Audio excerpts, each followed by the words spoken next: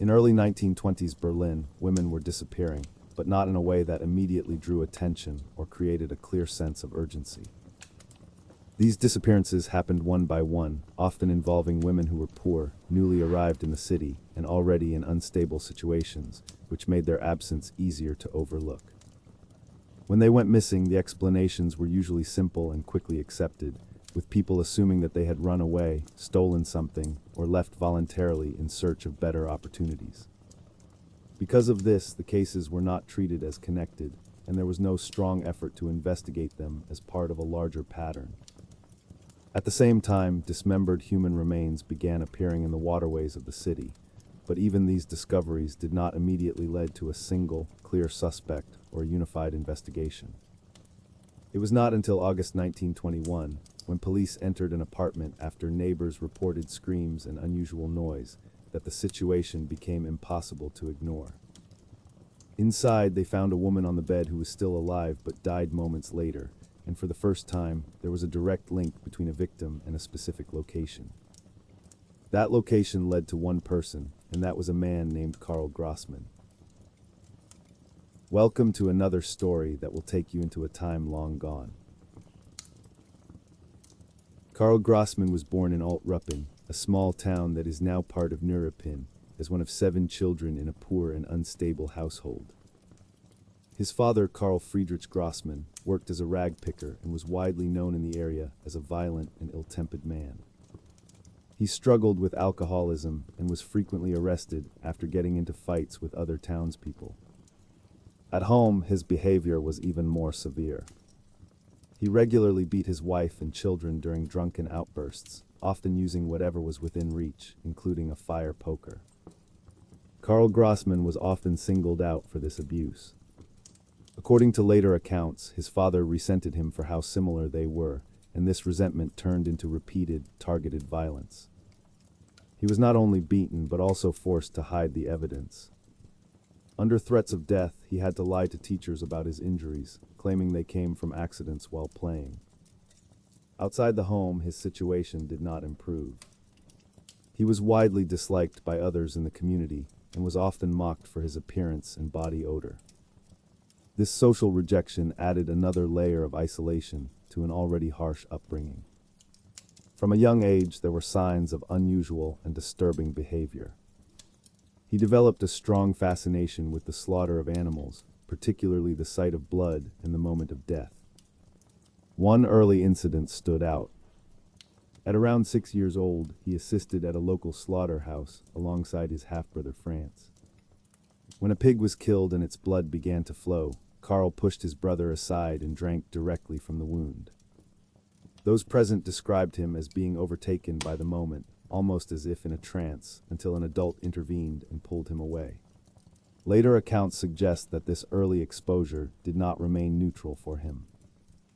He reportedly connected the sight of blood with a sense of excitement and arousal, a pattern that would become more clearly expressed as he grew older. Friends and acquaintances also noticed his reactions. In one case, when another boy killed an injured rabbit for food, Karl watched closely, showing a fixed and strangely pleased expression rather than discomfort or hesitation. His behavior with animals in everyday life also drew attention. While tending goats near Treschow, he would sometimes act in ways that others found unsettling, including deliberately provoking the animals and engaging with them in unusual ways. Because of this, he became known locally by the nickname Zickenkarl, referencing his noticeable attachment to the goats. Despite these experiences, his formal education remained limited.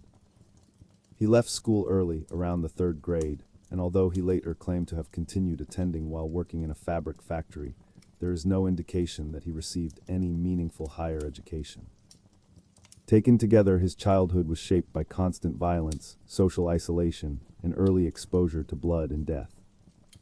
These elements formed the environment in which his behavior developed, long before his name would later become associated with far more extreme acts. In 1876, Karl Großmann began an apprenticeship as a slaughterhouse worker at a meat shop run by Ferdinand Kleefoth. Despite his reputation as a troublesome and unpopular youth, Kleefoth accepted him, having noticed his skill with a knife and his unusual lack of aversion to blood. At first, the work seemed to suit him. It placed him in an environment where precision, physical control, and familiarity with slaughter were not only accepted, but expected. But according to later accounts, his motivation for taking the position was not limited to the work itself. Großmann reportedly told his half-brother that he had taken the job in order to be close to Kleefauth's wife, Dorothea, and that he developed persistent and disturbing fantasies about her. These thoughts did not remain internal. In 1879, the situation escalated when Großmann was caught attempting to rape Dorothea. He was confronted and beaten by Kleefauth and immediately dismissed from his position. The apprenticeship ended without completion, and by his own account, he never finished any formal training as a slaughterer or butcher. After this incident, he returned to working with his father, selling cloth, and occasionally took on labor work at a local fabric factory. But the instability continued. In 1880, he was thrown out of the family home after stealing money from his father, marking another break in what little structure remained in his life. According to his own statements, it was around this time, at the age of 16, that he left his hometown and moved to Berlin with friends. This move marked a shift away from his early environment, but not necessarily away from the patterns that had already begun to form. In 1882, at the age of 19, Karl Großmann received his first recorded conviction in Rixdorf for vagrancy. Court records already described him as having a history of begging and unemployment, suggesting that his instability had been ongoing for some time before this first formal charge. Over the next several years, his criminal record expanded quickly. He was convicted of theft, attempted blackmail, threats, and property damage, and was imprisoned multiple times for assault in 1886, 1887, and 1888. During this period, he briefly served in the Imperial German Army, joining the 12th Grenadier Regiment in Frankfurt on the Oder River. However, his time in the military was cut short. He was discharged after being arrested for rape and subsequently served a one-year prison sentence. In 1889, he was again sentenced, this time to 1 year in prison by the Charlottenburg District Court for aggravated assault. After his release in 1890, he returned to Berlin and found intermittent work in butcher shops and slaughterhouses in the Berlin-Mitte area. At the same time, he attempted to support himself by selling small household goods on the street. These efforts did not provide stability. He was repeatedly arrested for begging, fraud, and trespassing, accumulating additional prison time. By 1894, unable to establish steady employment, he left Berlin and began living as a vagrant, moving through southern Germany. He survived through a combination of begging, peddling, and theft, and continued to encounter the legal system in multiple cities, including Heidelberg, Dresden, Aachen, Ludwigsburg, and Mannheim. Most of his arrests during this period were for vagrancy-related offenses, but more serious incidents also began to appear.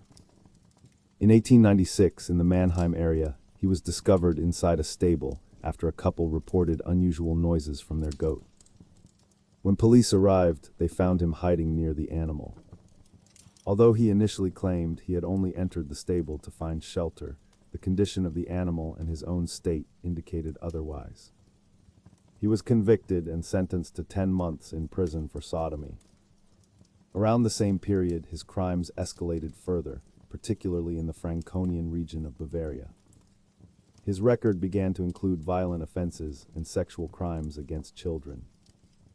He was charged with the rape of a 4-year-old girl, and in 1897 he was sentenced in Nuremberg to 15 months in prison for molesting a 12-year-old. After his release in April 1899, the pattern did not stop. He committed further assaults, including the molestation of a 10-year-old girl and the rape of another 4-year-old child. Later that year, on October 4th, a court in Bayreuth sentenced him to 15 years in prison for these crimes. The younger victim died shortly after the trial due to severe injuries inflicted during the attack. During his imprisonment at Ebrach prison, his behavior remained violent and unstable. Records show that he was repeatedly involved in fights with other inmates, accumulating dozens of disciplinary reports for unprovoked aggression. By this point, his life had become defined by a continuous cycle of crime, imprisonment, and release, with each phase marked by increasing severity and a growing pattern of violence. After his release from prison in August 1914, Karl Großmann returned once again to Berlin. The First World War had begun only days earlier, but he was not drafted due to his age. At first, he supported himself through peddling, moving through the streets and selling small goods. He eventually rented a small kitchen lodging in a third-floor apartment on Long Street 88, near Berlin East train station. The area was known for its high levels of crime, unemployment, and prostitution, a place where noise, conflict, and instability were part of everyday life. Although he was technically only renting a single room, he often had the apartment to himself, as the main tenant and his family were rarely present. Neighbors later described him as a quiet man, someone who did not stand out in behavior, but was remembered for his disturbing appearance and strong, unpleasant odor. People in the building admitted that they often heard loud noises and even screams coming from his room. But in that neighborhood, such sounds did not immediately raise concern. They assumed it was simply rough encounters with prostitutes, something that was not unusual in that part of the city. At the same time, he found other ways to earn money. He sold meat on the black market and operated a sausage stand at Andrew Square, just outside the train station. By his own admission later in court, he managed to accumulate savings of around 10,000 marks through these activities. From at least 1918 onward, his behavior began to follow a clear pattern. He used his position near the train station to approach women arriving from the countryside, many of whom had come to the city in search of work. He offered them a place to stay and employment as a housekeeper, presenting himself as a solution to their immediate uncertainty. Some of the women interpreted this offer as a coded invitation related to prostitution. Others believed it was a genuine opportunity for work. Either way, they followed him back to his apartment. Once there, the situation would change. In some cases, he attacked immediately, overpowering and assaulting them. In other cases, he allowed them to stay for several days or even weeks, building a sense of routine before eventually drugging and assaulting them. Not all of the women were killed. Some were released after agreeing not to report what had happened. Others did not leave. The bodies of those who were killed were disposed of in the Luisenstadt Canal and the nearby Engelbecken Basin, both part of the urban waterways of Berlin. After each encounter, whether the woman survived or not, he would often go to the police and report that she had stolen from him and run away. This served two purposes. It explained her disappearance in advance, and it discredited any accusation that might later come from a surviving victim. He did not only target women arriving by train. He also approached local women in the area, including laborers, housewives, and sex workers, most of whom shared one characteristic: they were in financially vulnerable situations. For a long time, his activities went largely unnoticed. The broader political climate played a role in this. Berlin during and after the war was unstable, and the police were heavily occupied with controlling protests and unrest. In that environment, individual disappearances, especially among the poor, did not immediately stand out. And the sounds coming from his apartment, which might have signaled something more serious, were absorbed into the background of a neighborhood already used to violence. Karl Großmann had already come to the attention of authorities multiple times, but no full investigation was ever initiated in the early stages. Reports were made, suspicions were raised, but none of them led to sustained action. On March 24, 1920, a turning point almost occurred. A 66-year-old neighbor heard crying coming from above and contacted a social worker. At first, she believed it was another woman brought into the apartment, something that was not unusual in the area. But the voice sounded different. It was not an adult, but a child. When the social worker entered the apartment, she found a 15-year-old girl inside. The girl stated that Großmann had assaulted her while she was sleeping. He, in contrast, claimed that he had only attempted to undress her for a bath. Despite the seriousness of the situation, the case was not pursued. The girl was homeless, had no stable background, and did not press charges. The matter was closed without further investigation. The social worker, however, noticed something else. There were women's clothes in the apartment, more than could be easily explained. Großmann claimed they belonged to a deceased wife, but the explanation did not align with what she saw. She requested a search of the apartment. This request was ignored.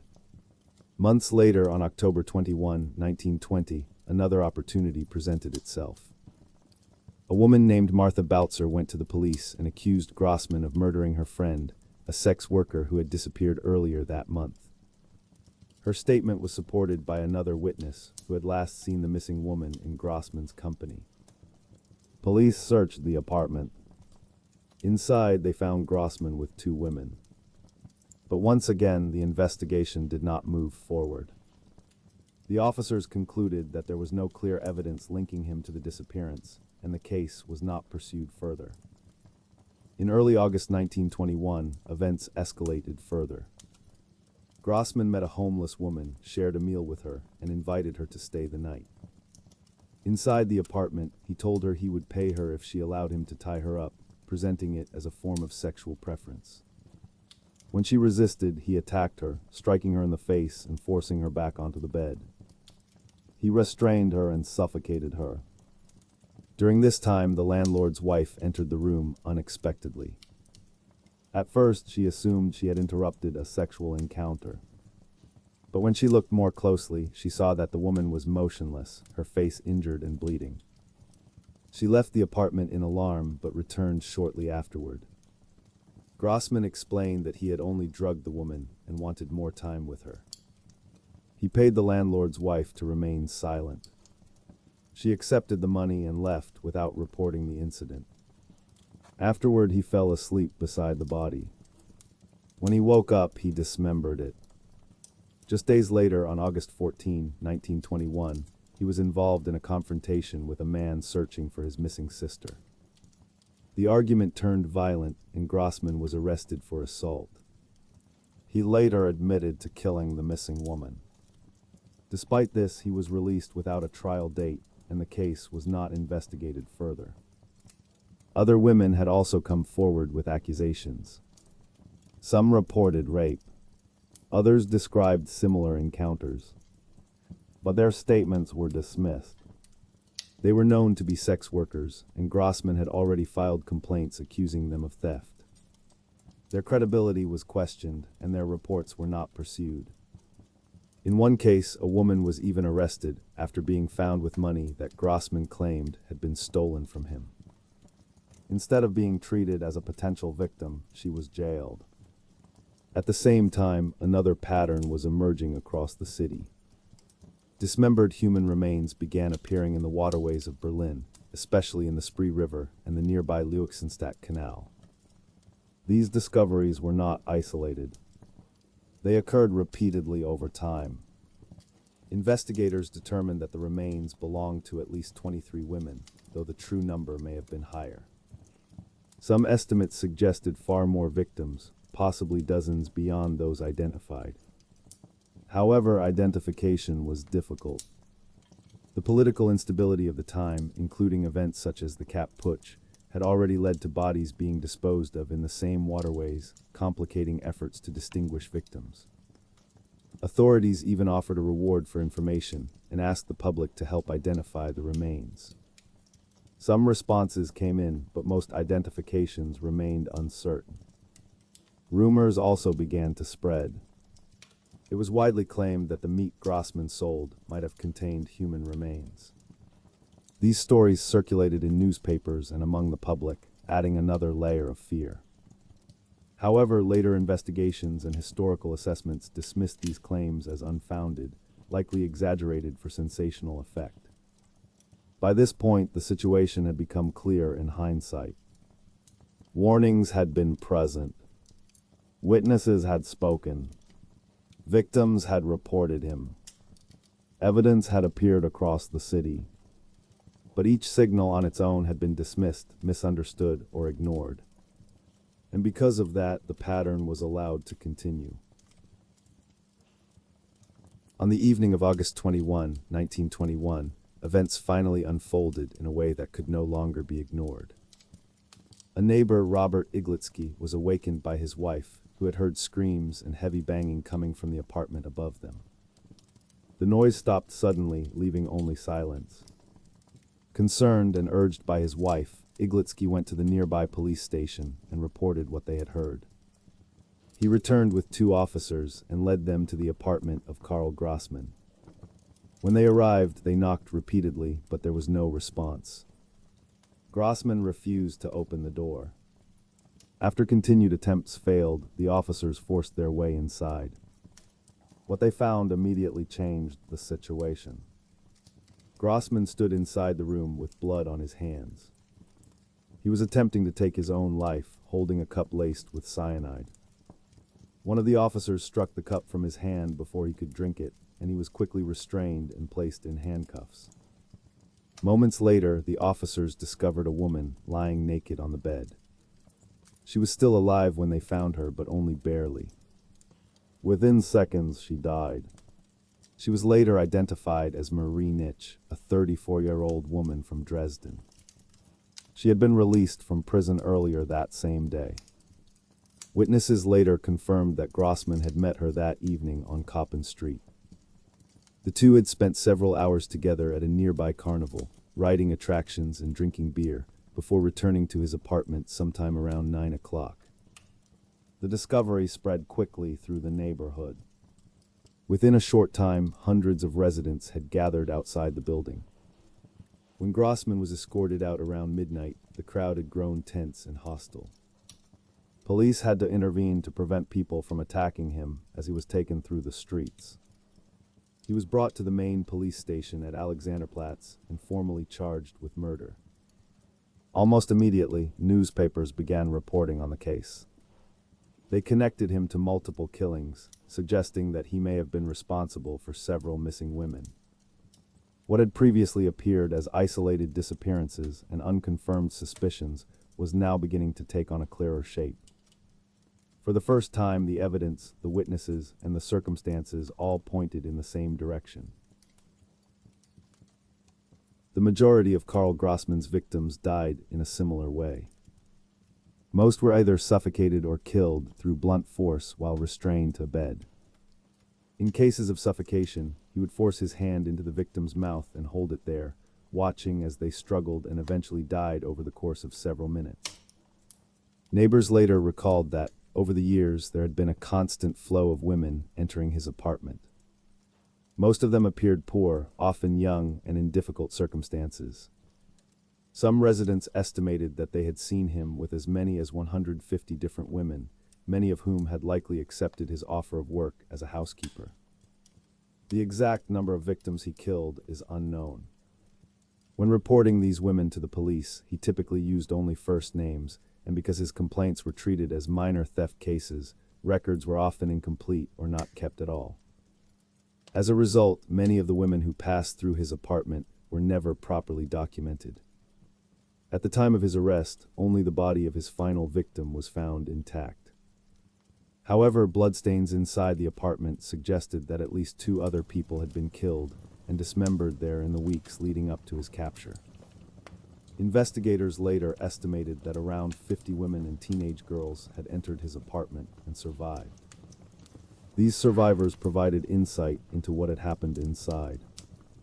One of the first to come forward was a woman who reported that she had been drugged and assaulted during her stay. Many survivors described a similar pattern. They were offered food, coffee, money, or a place to stay, and sometimes allowed to remain in the apartment for days or weeks. In some cases, they were tied to the bed and subjected to violence. In others, they carried out housekeeping tasks or engaged in sexual activity in exchange for shelter and payment. Among local sex workers, he had developed a reputation. They referred to him as Mysterious Karl, a name that reflected uncertainty rather than familiarity. They did not fully understand his intentions, but many avoided him and warned newcomers not to accept his offers. Not every encounter ended in violence. Some women left without being harmed, which may have contributed to the lack of immediate suspicion. This inconsistency made it more difficult to form a clear picture of what was happening behind the closed door of his apartment. The accounts given by survivors were consistent with the physical evidence later found. Descriptions of being restrained, assaulted, and tortured aligned with the injuries observed on the dismembered remains recovered from the waterways. Over time, rumors also began to circulate. One of the more extreme claims suggested that the meat he sold might have contained human remains. These stories spread quickly, fueled by fear and speculation, but were later dismissed by investigators and historians as unfounded. Other rumors attempted to link one of his victims to Grand Duchess Anastasia Nikolaevna, reflecting the broader myths surrounding her supposed survival. These claims were also discredited and had no factual basis. In the end, what remained certain was not the exact number of victims, but the pattern itself. A steady flow of vulnerable women entered his apartment. Some left, many did not. After his arrest, Karl Großmann was formally connected to several murders, though the exact number remained uncertain. Investigators were able to link him directly to 3 killings, while at least one additional case was suspected but never fully confirmed. In the early days of his detention, he denied responsibility in the way that might have been expected. Instead, he attempted to reshape the narrative. He claimed that his final victim had stolen money from him and argued that the charge should be reduced from murder to manslaughter. Although money was indeed found on the victim, it remained unclear whether it belonged to her or had been planted. This line of defense continued until police began speaking with surviving women who had been inside his apartment. Their accounts began to form a consistent picture of what had happened there. As more testimonies were gathered, his position became harder to maintain. Eventually, he began to confess. The turning point came when a detective gained his trust in an unexpected way by allowing him access to a small bird he kept as a pet. Through this interaction, a level of familiarity was established, and Großmann began to speak. He admitted to killing several women, including Marie Nitsch and Johanna Sosnowski, as well as another victim he referred to only by a first name. During the confession, he described how he had lured women into his apartment, assaulted them, killed them, and disposed of their bodies. When asked about his motive, he did not point to theft or conflict, but instead stated that he could not control himself around women. Despite these admissions, the confession remained limited. When questioned about other possible victims, he denied further involvement and refused to continue speaking about the crimes. As the investigation continued, additional evidence emerged. Items belonging to missing women were found in his possession, leading to further admissions. He eventually acknowledged involvement in more killings, though he continued to insist that the deaths had not been intentional. He claimed that the women had consented to sexual encounters and that their deaths had occurred accidentally during moments of physical escalation. In September 1921, he was formally charged in court with multiple murders. At the same time, he attempted to shift his legal position again. He argued that he should be considered mentally unstable, hoping to avoid the death penalty. He also dismissed the statements of surviving victims, claiming they had exaggerated or misrepresented events. Even in custody, his behavior remained violent. At one point, he attacked and attempted to strangle a prison guard, reinforcing the pattern that had defined his actions outside. During this period, he also began writing about his life. In these writings, he described his victims in dehumanizing terms, framing them as unnecessary or burdensome individuals. This perspective did not explain his actions, but it revealed how he chose to justify them to himself. Public reaction grew rapidly as details of the case spread. Newspapers began to compare him to other well-known killers, labeling him with names that suggested a familiar pattern of violence. These comparisons, however, were often superficial. They simplified the case and focused attention on sensational elements rather than the specific structure of his actions. At the same time, the victims themselves were often misrepresented. Reports frequently reduced them to a single category, overlooking the broader range of women who had come into contact with him. Medical examinations were conducted to determine whether there was a deeper psychological or hereditary explanation for his behavior. While some irregularities were found within his extended family, there was no clear evidence of a consistent pattern that could fully account for his actions. By this stage, the situation had become clearer in one sense, but remained unresolved in another. There was enough evidence to establish his responsibility in multiple cases.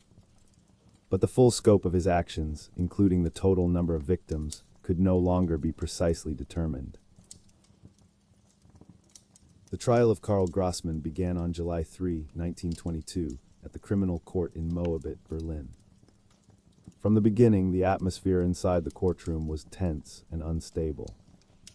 Witnesses included neighbors, former acquaintances, and more than a dozen women who had survived encounters with him. Their testimonies did not unfold in a calm or controlled manner.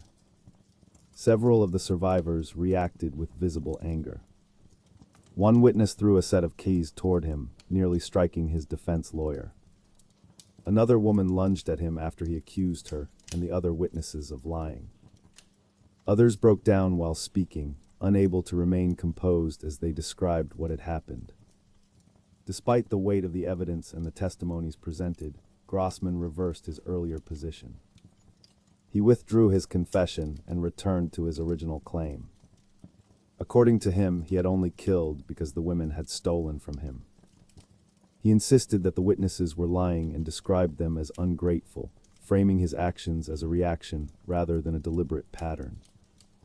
The trial continued under these conditions for several days. On the third day, however, the process came to an abrupt end. When officials entered his cell that morning to bring him to court, they found him dead. During the night, he had used a bedsheet to hang himself, fastening it to a nail in the door frame. The act had been carried out in silence, without interruption. A note was delivered to the presiding judge. After reading it, the judge addressed the court. He announced that the defendant would not appear, that he had taken his own life, and that the proceedings would be closed. With that, the trial ended without a verdict. No final judgment was reached. No full account of his actions was ever formally established in court.